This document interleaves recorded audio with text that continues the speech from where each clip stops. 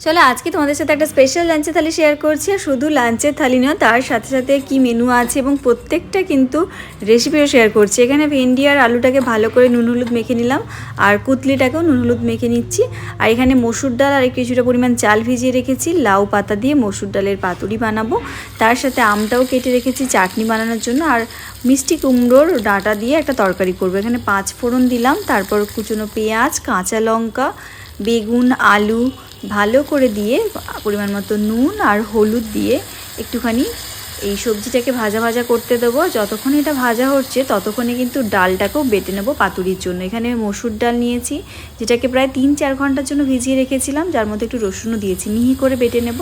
আর এইদিকে সবজিগুলো একটু ভাজা ভাজা হয়ে এলে এবার এর মধ্যে ঝিঙ্গে আর মিষ্টি কুমড়োর ডাঁটা পাতা সবটা দিয়ে দেবো, দিয়ে আবারও কিছু সময় রান্না করে নিতে হবে। আর এইদিকে কিন্তু কুতলিটাকে ভাজতে দিয়েছিলাম, মাঝে মধ্যে কিন্তু একবার খুন্তি দিয়ে নেড়ে দিচ্ছি, এতে করে কিন্তু কুতলিগুলো মোটামুটি সবটা ভাজা হয়ে যাবে ভালো করে।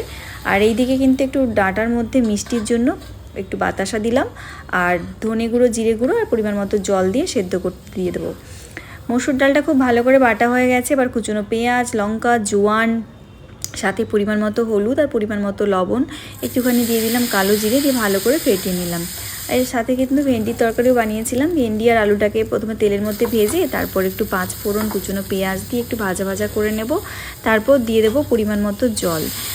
এবার কিন্তু এটাকেও ঢাকনা দিয়ে রান্না করে নেব। আর এদিকে কিন্তু চাটনিটাও বসিয়ে দিয়েছি, আমের চাটনি বানাচ্ছি। আর এদিকে মসুর ডালের পাতুরি বানানোর জন্য কিন্তু আমাদের ব্যাটারটা একদম রেডি, ভালো করে ফেটিয়ে নিয়েছি ডালটাকে। এবার অল্প অল্প করে মসুর ডালের ব্যাটারটা নিয়ে কিন্তু মিষ্টি কুমড়ো পাতার মধ্যে দিয়ে দিলাম, তারপর কিন্তু এটাকে খুব সুন্দর করে র্যাপ করে নিচ্ছি এক এক করে। আর দেখতেই পাচ্ছ আমি কেমনভাবে র্যাপ করছি। তারপর অল্প একটুখানি ব্যাটারটা নিয়ে কুমড়ো পাতার উপরে দিয়ে দিলাম। একটুখানি ডালের বড়িও ভেজেছিলাম, বিউলির ডালের, সেই ডাঁটার তরকারি দেওয়ার জন্য সেটাকেও ভেজে তুলে নিলাম, আর তার সাথে কারি পাতাও ভেজেছিলাম। এক এক করে মিষ্টি কুমড়োর পাতার যে পাতুরিগুলো ভেজে নেব তেলের মধ্যে।